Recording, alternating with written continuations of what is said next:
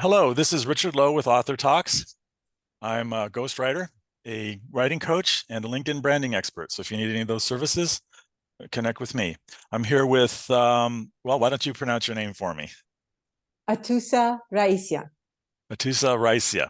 Thank you. Perfect. I wanted to get that right. And she's an author. We're going to have a conversation today. So why don't you introduce yourself? Thanks for having me, first of all, on your talk show, Richard. I'm so happy to be here. A little bit about me. My name is Atousa Raissyan. I'm originally from Iran, and I just published my book. It's called Change Yourself, Change the World, Transform Your Life from Fear-Based Living to Choosing Love and Seeing Magic. And by trade, I'm a shaman, healer, life guide, and author, poet, a lot of different titles out there. Sure, that sounds very interesting. How did you get into, well, writing a book? What just made you decide to do that? Um, for a long time, when I went through my own sort of transformational journey, healing journey, I really, when I started feeling better and realizing it is simple and it is not, but it is simpler to have an easier life, a good life, to get all those things that you want. And when you start feeling good, I wanted to share it. And I saw my clients, when they come to me, how much they transform and change and they feel better. And then each one of them comes back and says, the people around them are changing. And so that prompted me to want to get the message out there. And the best way I thought is, doing a book. Did you self-publish it? They call it self-publishing. I mean, I had help. I used AMA Publishing to help me, format the book, put it all together, put it on Amazon, all those things. But yes, I came up with the cover art actually. Um, and all that promotional stuff that you do to get it out there was all me for most part. Yeah, most writers hit the promotion and they don't know what to do at that point. Promotion's hard. It is hard, but honestly, the book went beyond my expectations. I was expecting, okay, they're gonna help me as well, and you get number one maybe in one category, but I hit number one in when the ebook came out on three or four categories, and it stayed that way for like 3 days, and even international. I for first couple of days, I think I hit top three in number hot new releases. Oh, nice. And then, yeah, and then when the paperback came, that one too hit number one as well, and it stayed number one for 2 days. Very nice. Uh, Yes. I know the feeling. I've had two books hit top 10 in Kindle bestsellers and then high on the category list. I had number one on category several times, different books. yeah, It's a really good feeling. it is. It is. Especially like I said, I wasn't expect the paperback. I did not expect it at all. Um, and the ebook, I said, maybe one category at most two, and maybe one day. But yeah, it's done well, so I'm really happy, and it's gotten good feedback from people. That's nice. That's nice. Yeah, there's nothing worse than waking up and finding a couple of dozen one-star reviews, right? Yes, you don't want those. Yeah, I've gotten a couple one stars. That's normal, but never very many. Some of my earlier books I could actually use some polishing on. Yeah, so this is actually, I was in a multi-author book before this one. That one we did pretty good. And then I'm in another multi-author book that's coming out September 22nd, actually. Oh, nice, nice. Yeah, the Now, multi-author books are easier than the okay, solo ones. yes, yes, yes. I just collaborated with one of those too, and they're trying to get more authors. Um, so you said you're from Iran. Were you born in Iran and come over here, or how did that work? Yes, the whole life story is in the book, but yes, I was born in Iran and I was there for the revolution, for the war, and I came to US via Germany in 84. I actually got here April Fool's Day, 1984. Wow. So you were in the revolution against the Shah? Yeah, yeah, I Wow. was there. Yeah. That's quite a thing.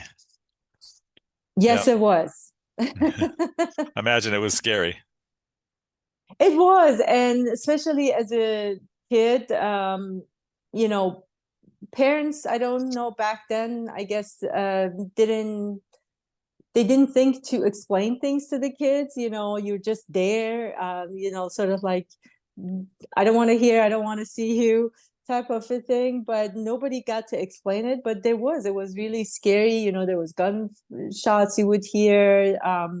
There's something actually I mentioned in the book. One of my traumatic experiences was we woke up in the middle of the night because they were banging on our door, and our house was next to the bank, and somebody knocked on our door. It's like, you need to leave because there's a mob coming and they're burning down everything, and most likely they're going to burn down the bank.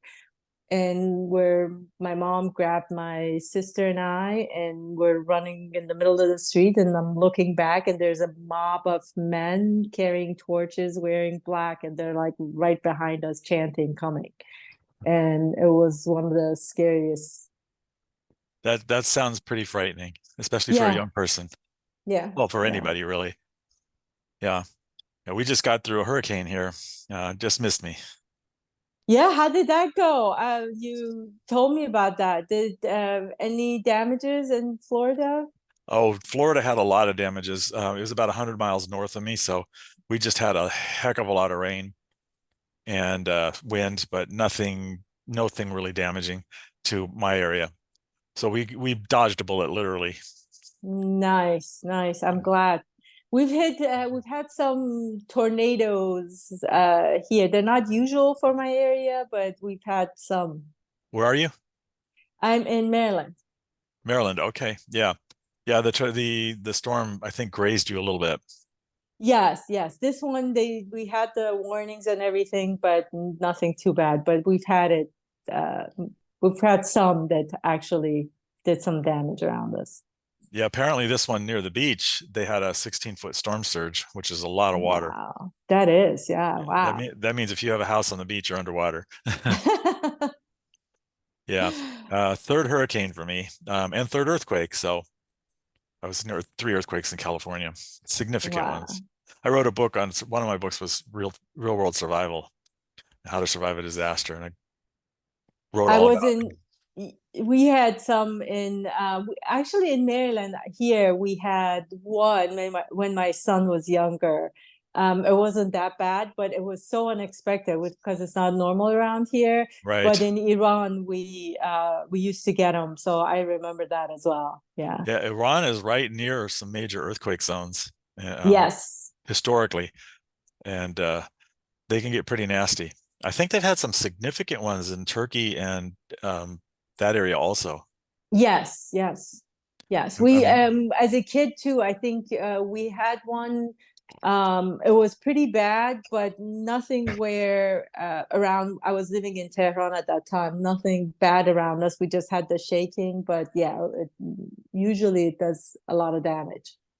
yeah, yeah, especially because I believe Iran doesn't have anywhere near the building codes that the United States has on the West Coast. True. I don't know if things have changed now. I haven't been there for a long time, but yes, that's Yeah, true.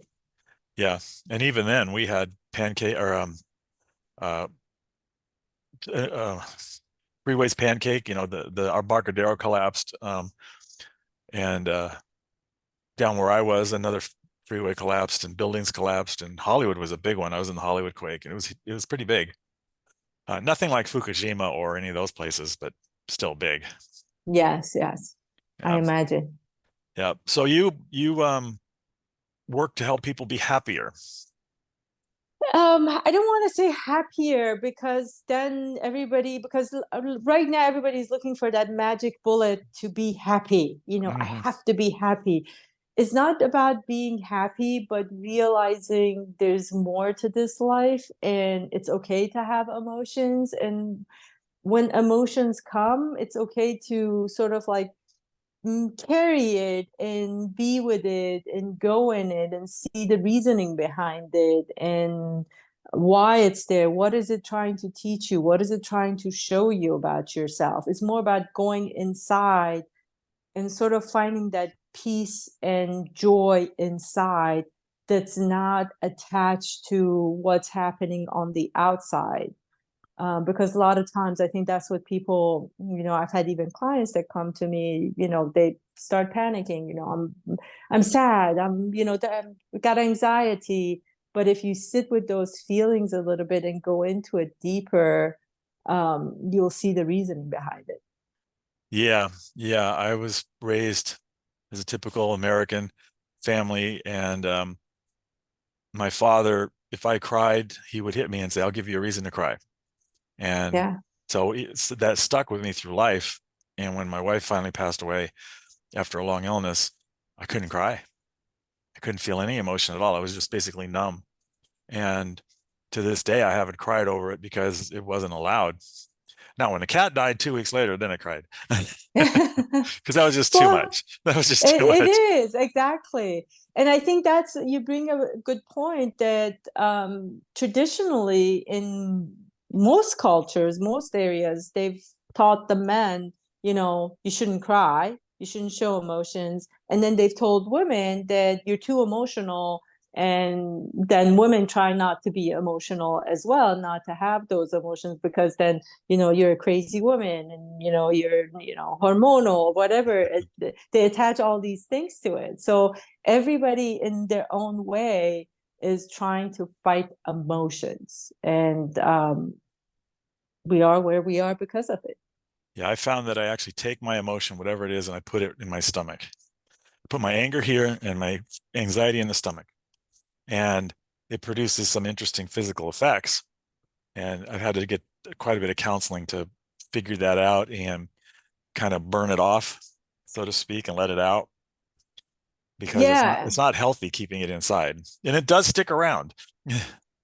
it does. And again, these are things I talk about in the book as well, that all those illnesses that we carry, it's has some tie to emotional um, things that we've experienced. And it is some of it also passed down from generations before that, they didn't know how to deal with things and they pass it down to their kids.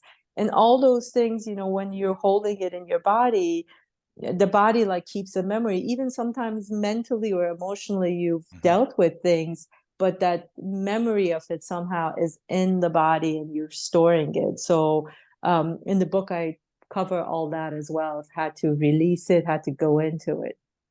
Yeah, yeah. Releasing it is interesting. It's a process. I tend to do a little walking and hiking and the Renaissance Fair. I go to the Renaissance fairs. They used to have a place where you could buy a dish for $1 and smash it against the wall. That was always fun. Um, and They don't have that at our Renaissance fair. I love the Renaissance fair. I've been to it several times with my kid when he was younger. We're planning on going this year, but we didn't have the smashing. I have to yeah, go look for that one. I that was missed at that one. that was at Coronaburg in California. Uh, Okay. I photographed over 300 fairs. They used to hire me to photograph fairs and things, and plus 1,200 belly dance shows. Because that Ah, came from the Renaissance Fair. So the Renaissance Fair is belly dancers. So I got to know them and they got to know me and I became their photographer buddy. So they'd invite me to every show and front row seat. They got all the pictures. nice. Yeah, Nice. it was fun. It was fun. Nice. But nature, as you mentioned, nature is the one of the best medicines to help you heal and release things. And as you said, it does take time, patience, and it does take its layers that are coming off. So you got to be patient and kind with yourself as you're going through the process.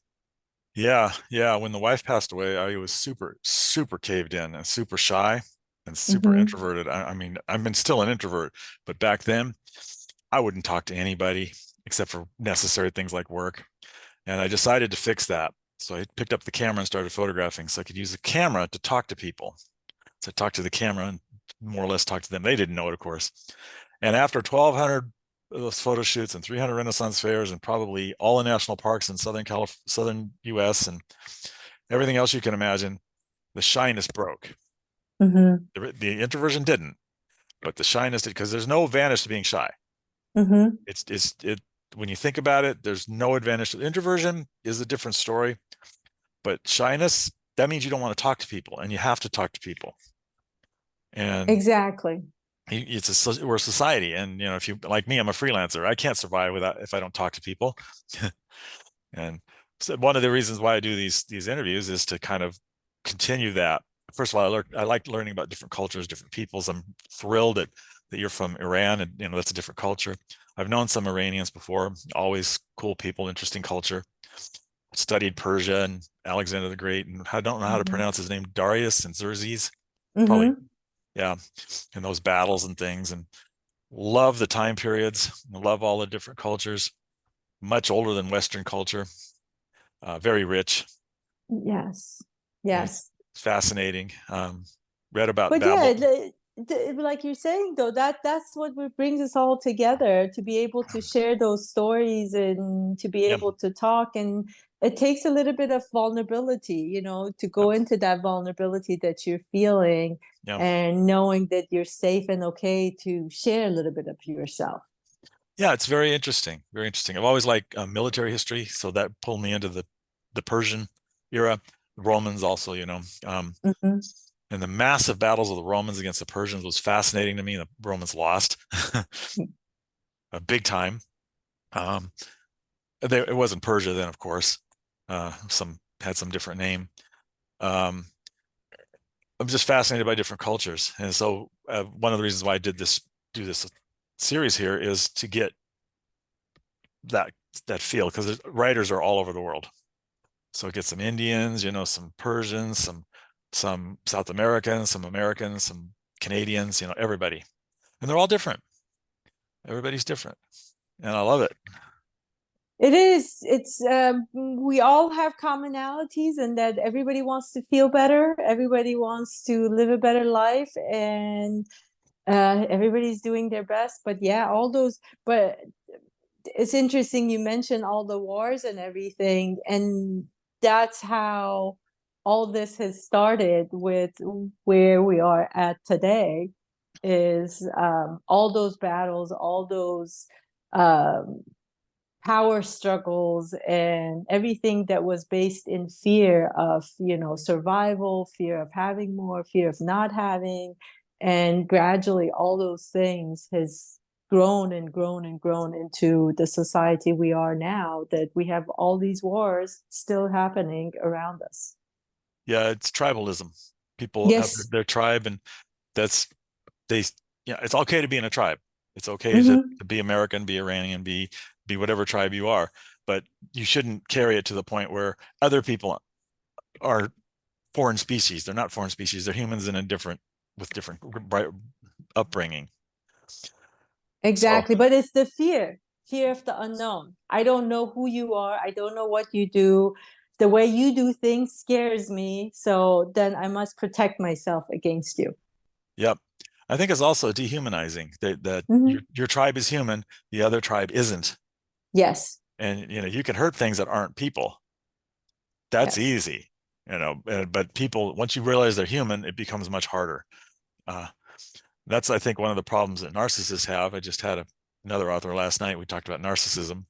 She wrote a book on that. And narcissists don't view others as human, because they only view themselves. Hmm. So they don't have any problem with hurting people at all. In fact, it's fine to hurt people. It's actually, they want to. And it's, my dad was a narcissist, and I've had many narcissists around, and my life got, that's probably probably you address it in your book. The thing that I've learned is get the toxic people out of your environment and you do much better. True, but I go into it a little bit deeper too, that those people, if you look at their history and how they were raised and how their parents were raised, these things didn't just happen. It's like, again, generation to generation, all those traumas, all those experiences gets passed down. And each one of us, when we don't address the traumas that is being passed down to us by the way of our parents' behaviors, you know, they had their own problems, they had their own issues, they had their own issues with their upbringing. And from my place, I talk about it in the book is that, my grandparents, it was an arranged marriage. My grandmother was 15, my grandfather was 30. And just that by itself, and the stories my grandmother used to tell us, I loved my grandfather. He was the gentlest soul, the best man I knew. But even he used to say that the me you're seeing today is not the me that your grandmother got. Mhm. And certainly he got better with his kids, but even his kids didn't get what we got as grandkids, because by that time he did a lot of soul searching, a lot of sort of clearing out of his own stuff. So for us, he was much better. He was like a dad to us, even though like my dad wasn't a dad to me. So all those things gets passed down from um, parent to parent, and nobody's willing to stop and say, what's happening. And my grandmother, at 15, married this man, had kids. She was a kid herself. How could she be a mom? Yeah, that's interesting. That's fascinating. Um, I realized when I was going to counseling, which I still am, because counseling is great, that I was very angry. And the reason why I was very angry, because my dad was very angry. Mm-hmm. He was extremely angry, very bitter man. And once I realized that, a lot of the anger disappeared and at least stopped coming out. Mm-hmm. And I became much more of a real human, I guess, Mm-hmm. happier, because I didn't need to be my dad. Mm-hmm. And being my dad was stupid because he basically, because he was so emotional, people didn't want to deal with him, so he basically sabotaged his own life, and drinking problems and things like that also. And well, one of the good things about him being such a narcissist and bad person was I decided not to be him. Mm-hmm. So he drank, I have never drank. He smoked, I don't smoke. Whatever he did, I don't do. Which is interesting because he's an artist and I could never become an artist, even the good stuff. So it took me a long time to understand the effect that he had on me, because Mm-hmm. I used to not think he had an effect. Mm-hmm. I'm bigger than that. I'm better than that. Um, I ran away from home when I was 12, but I came back because I was afraid of what he would do to my sister. Mm-hmm. So even though I was 12 years old, I knew what he was going to do, and protected my sister as best I could as a 12-year-old, and successfully. So now she's a teacher. I mean, she owns a school. Sorry, she owns a school with teachers and things. So we came out pretty good in spite of the badness. But the emotions are still there. Exactly. Exactly. The memory of all those traumas are there. And when we go into it again with forgiveness, seeing it differently and releasing it, it really releases you start to feel lighter, and those triggers aren't there anymore as you release those things. Because and my clients see it all the time, the areas where they would get triggered and they would get angry or upset or sad or scared, now that they've taken those things out and dealt with it and released it and released the memory in the body, they're not getting triggered anymore in those same places as they were before. Yeah, yeah. Triggering is interesting. I talked to some younger people too, and some of all over the place, and they get triggered at a much lower level than I do. Like it takes a lot to trigger me, and it always has. But the younger people, and this is just a generalization, I'm sure it's not true of everybody, but they get called the wrong name or something and they get triggered. It's like, that's, yeah, I used to get hit with a 2x4. That's triggering. That's a different level, you Yeah. know. If you get when you get hit with your dad from your dad by a 2x4, then you can say you're triggered. I wrote a book by a woman who was sold into slavery at age 14 by her parents, and she got out of it eventually, and had a great life after that. But that's triggering. That's bad. Having somebody call you something wrong or a name or talk bad about you on the internet, that's minor. But you'll be surprised. The effect of it for them Of course, of course. It's the same. I'm not belittling Yeah, yeah. the No, but the thing is that it's triggering for them, that you'll find out, because again, things we carry things from the generations before, and right, they get that way because of things that they witness, they are experiencing. And as a general, I think that's why right now you see the younger generation have a lot more, labels of ADD, right. ADHD, depression. They're all on medication for some different things, I know. and bipolar, this, that. There's just so much of it out right now, and I think that's part of it. Yep. No, I didn't mean to belittle any of Eddie's triggering things because everybody gets triggered by something.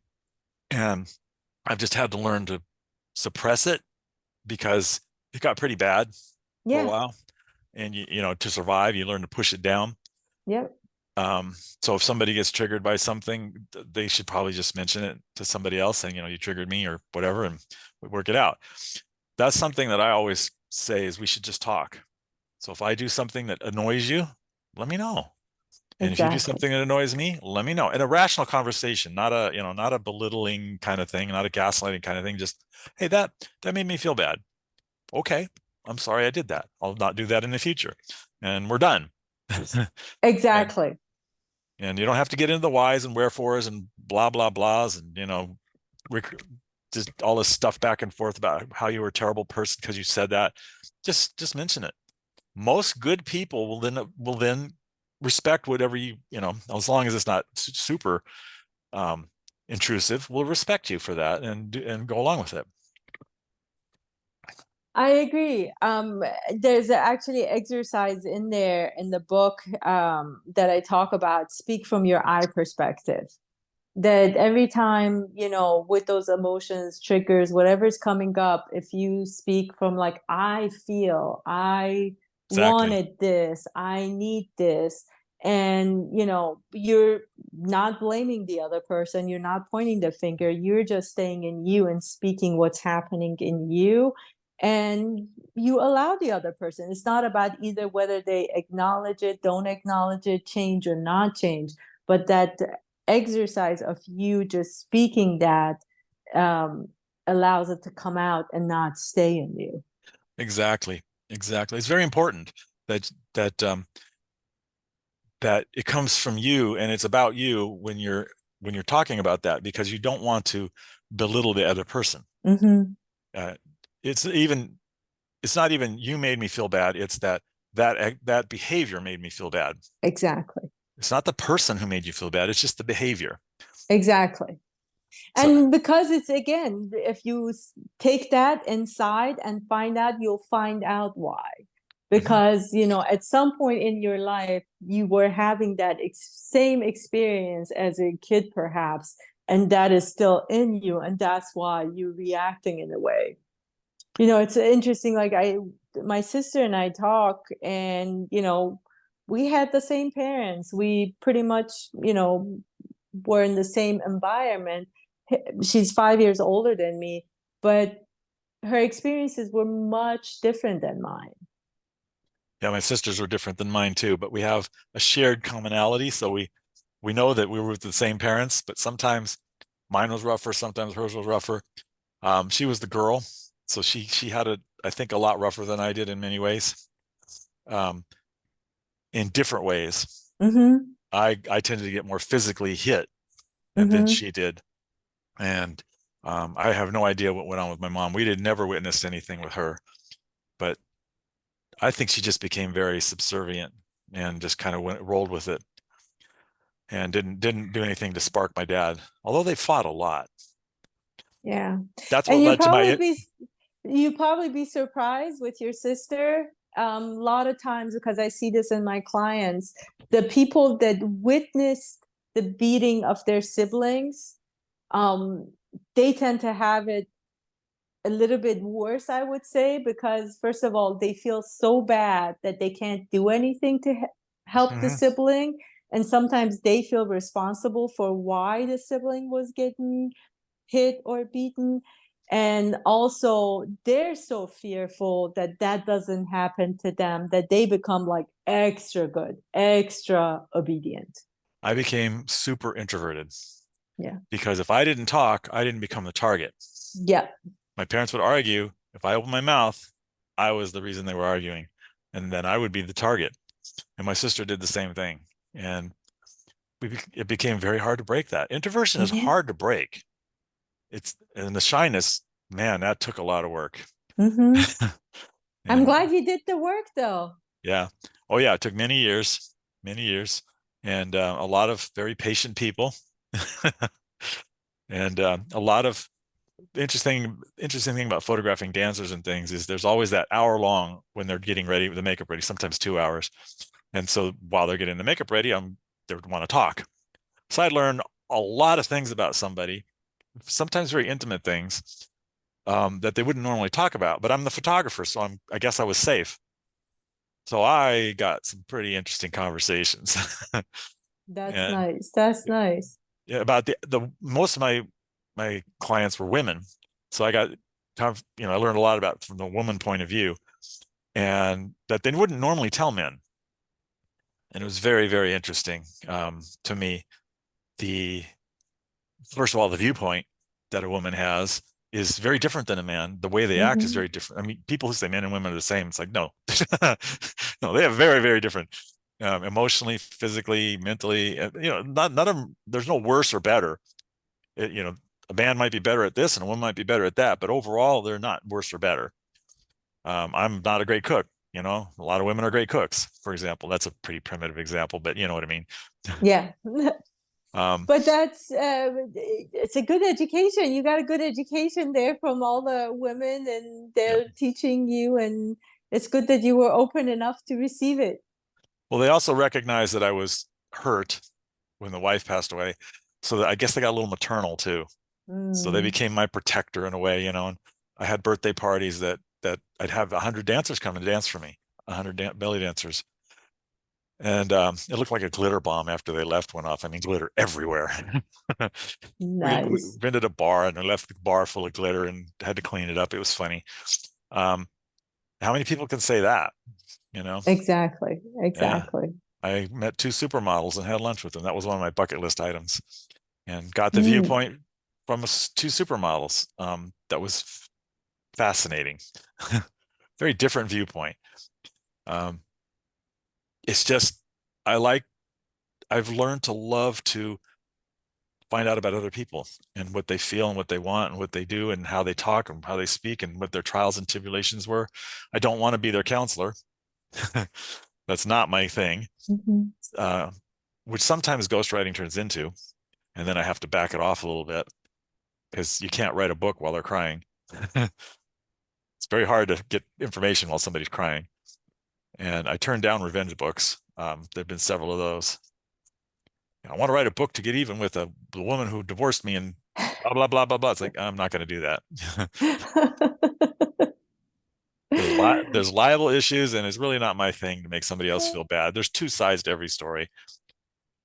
You But might have that's such a wonderful thing that you're doing. I love that people, it seems like you're a comfortable, safe space for people to share their stories and yeah. open up. And a lot of times, believe it or not, that's what somebody needs. Oh yeah, And yeah, yeah. The woman who was a slave for a long time, a slave in America, and you can guess what kind of slave.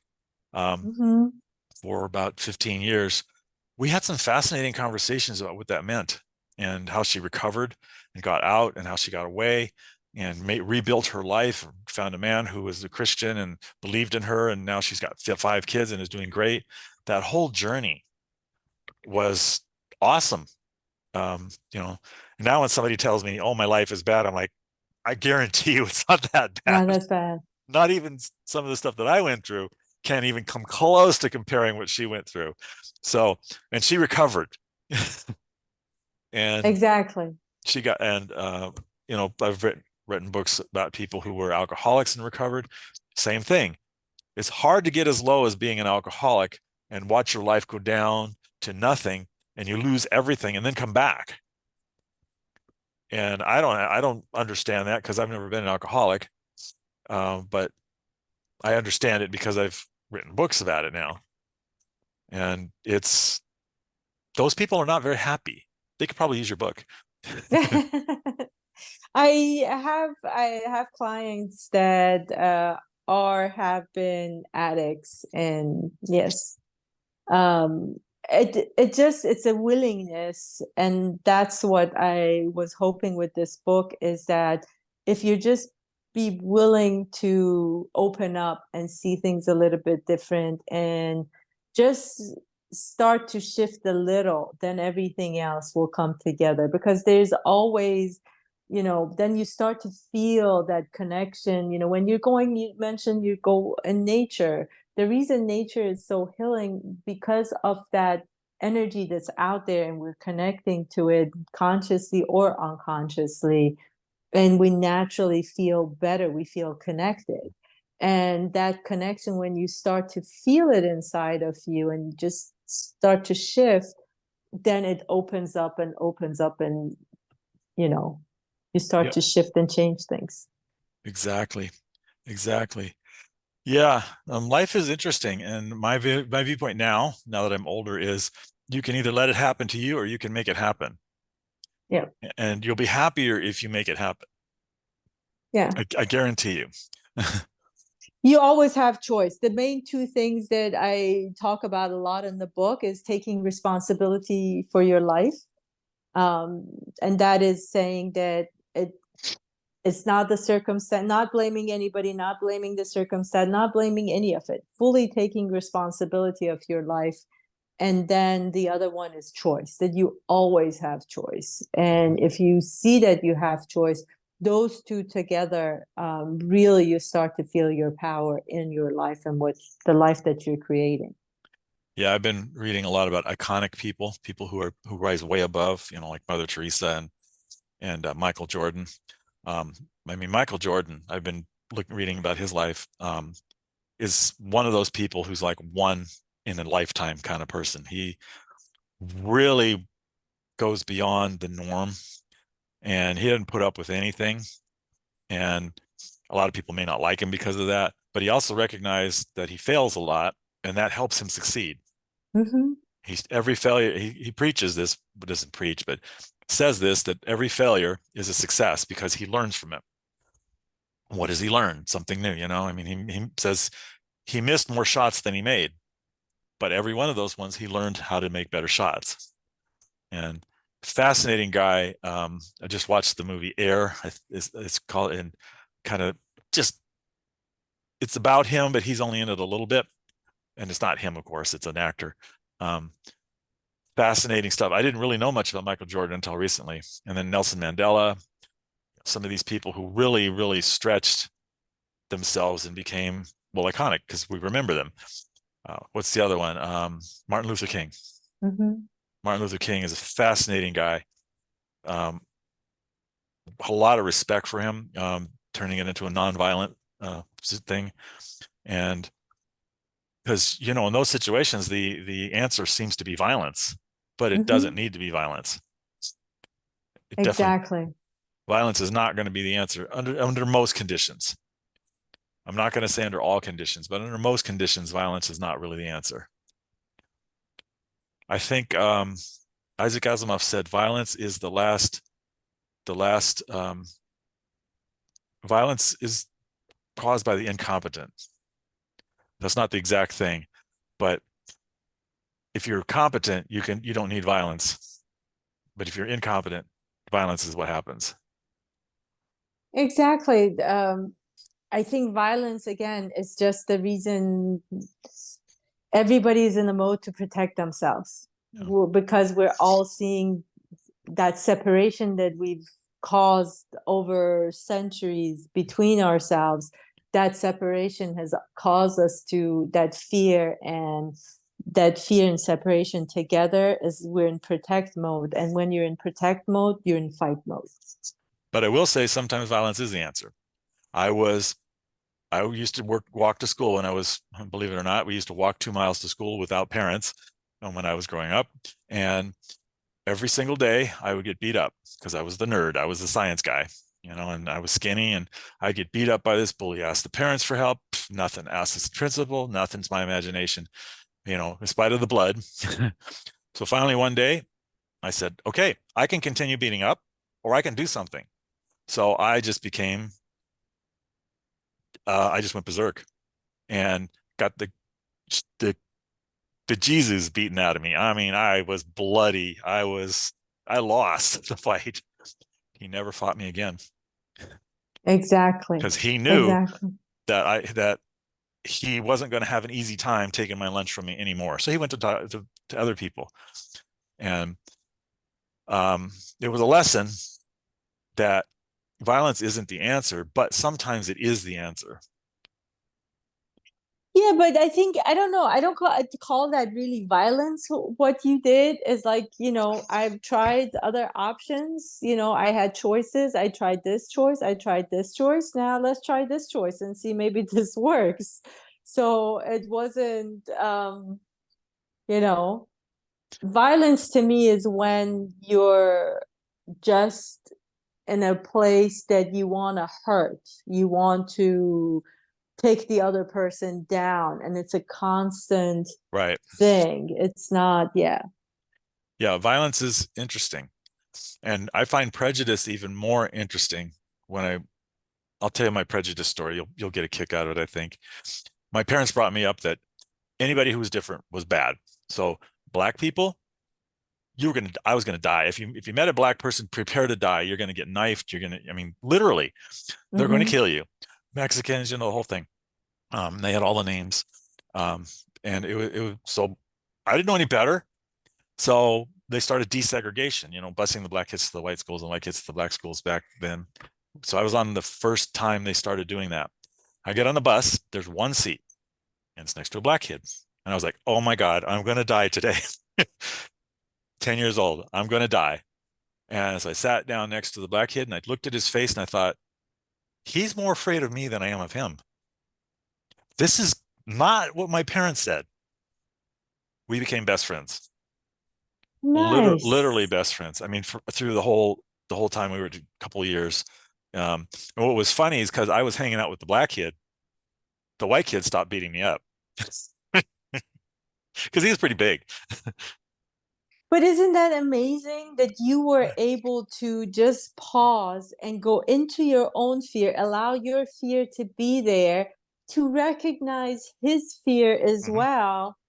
And that was what brought you together. And that's an amazing story. That's wonderful. Out of all my friendships in that time period of my life, that's the only one that I remember was him. We became pretty good friends, as much as you can be friends at that age, and palled around a lot. And I did his homework, and he kind of kept people from beating me up, and and we played around in the schoolyards and stuff like that. That's when I learned that okay, people can talk about prejudice all they want, but it's probably a lie. Yes. And the other time was my parents also said Mormons ate babies, literally.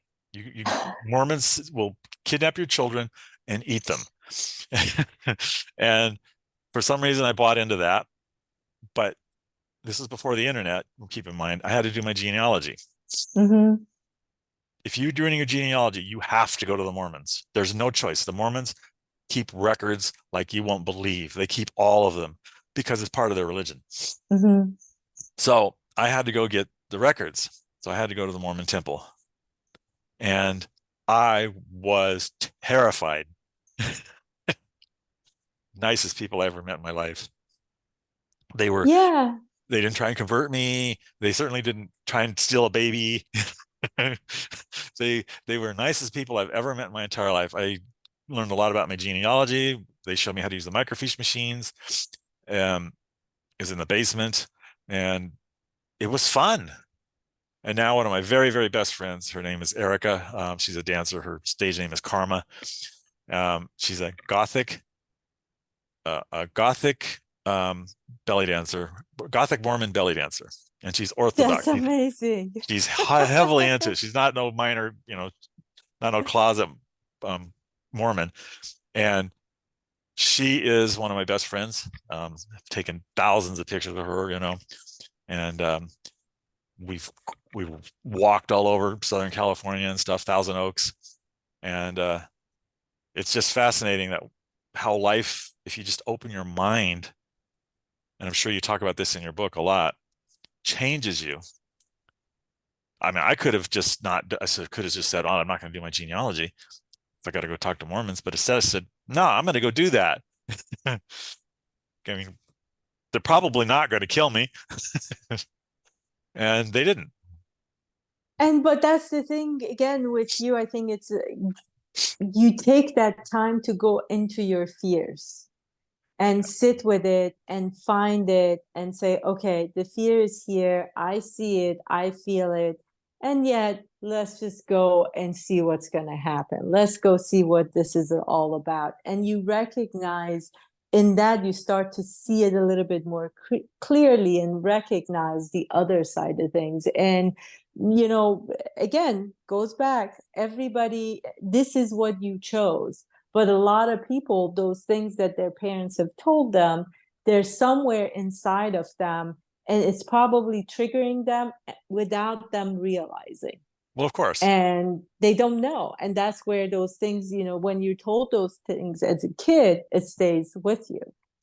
It does stay with me, and it still sometimes produces the mild nervousness when I talk to somebody else. Every one of these interviews, 10 minutes before the interview, I want to cancel it. But it's like, nah, this is fun. And it only takes, what, 45 minutes to an hour to do the interview and another half hour to put it up online. It's not that much work, and it's fun. And it gets me out of I'm sitting here in my office all day long. So it gets me out of my head a little bit, talk to some interesting people. And it's fascinating. And Trader Joe's, when I worked there, I had the most diverse team in the company. I mean, I had people from every culture that worked for me or worked in peer groups. We had a Palestinian and an Israeli while the Palestinians were lobbing rockets into Israel. And my God, I had to keep those two people apart. They were at each other's throats. Yeah, there's a lot of emotion, a lot of history when you get into those areas. I mean, even Iran, they've got, again, not talking about today, Iran, I haven't been there, but I know from when I was there and that whole generation, still they talk about, you know, Arabs this, Arabs that, and they feel like Persia, Arabs came over and they took over, and we're supposed to be this great people, and so when you get back there, that's all still generations later. For them, it's, I mean, the war is still continuing. For us, there is no wars actually, but we're still continuing it in those conversations and in those stories and the way you present it. Like your parents told you, the Mormons eat babies. You know, That's uh, literally what they said too. That's literally what they told me. yeah, luckily, I mean, my parents didn't say that, but even though my parents didn't say that, you would hear that constantly all around you. Yeah. Yeah. So I've been finding there are evil people. Narcissists are evil people. They don't mean good. I mean, that's what I mean by that. They don't mean good on anybody. But most people are not evil. They might be stuck in some situation that makes them not act right, like addictions or things like that, but they're not necessarily evil, and they don't necessarily have bad things at heart. Nonetheless, I do have caution around people who are toxic.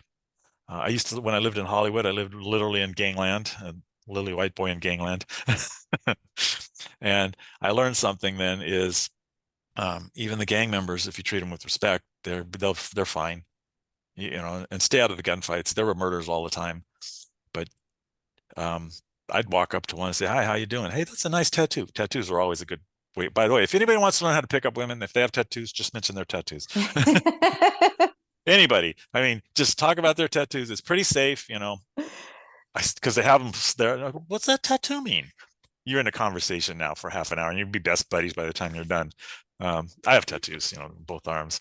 And side note, That's a good point. Yeah, everybody has tattoos now. That's a very popular thing. My son wants to get a tattoo and he's almost 16. He's been talking about tattoos since he was in like third, fourth grade.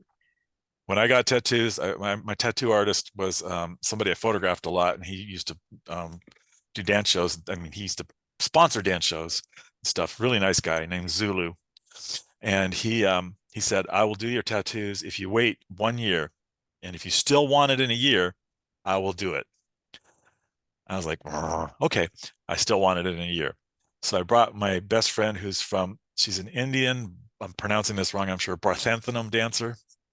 Um, it's classical Indian dance, Mhm. and she went with me to the tattoo shop, and her mission was to laugh every time I screamed in pain. I told her to do that because it took the sting off, and she laughed a lot because I spent 8 hours in a chair doing this one, 8 hours straight, except for lunch, and she had a blast.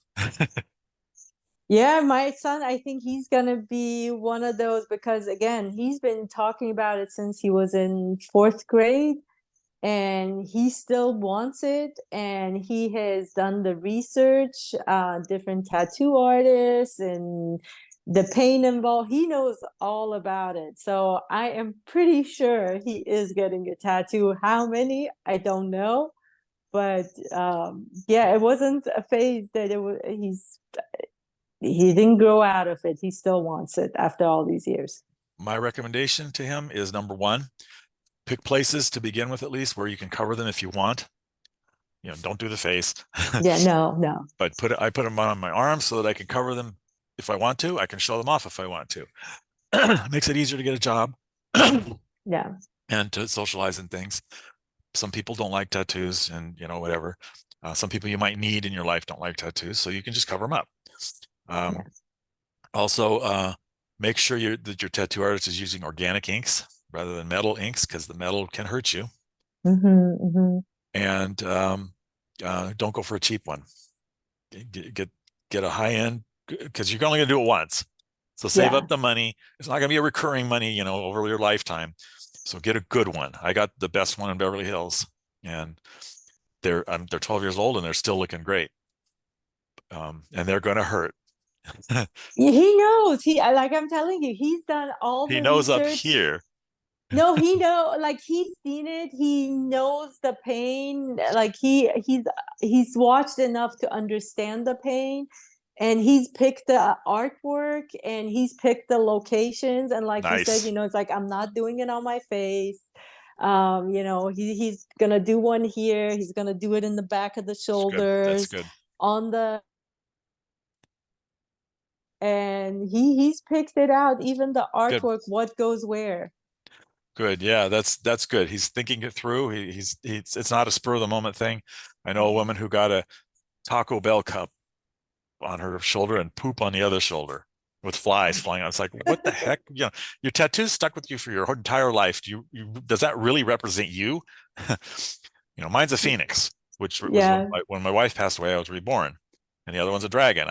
Dragons like me, dragons are gentle, intelligent, wonderful creatures to be around. Don't piss them off. Exactly. That's a dragon. Exactly. Exactly. Coral snakes, same thing.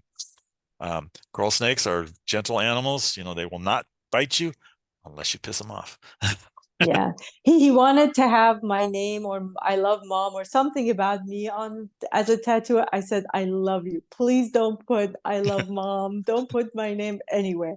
Your girlfriend, your wife, nobody wants to see that. Okay. Just don't don't do that one. don't do If names, you want, especially just do exactly. I said, just pick something that represents me and represents you. I'm okay with that, but don't put my name or I love mom.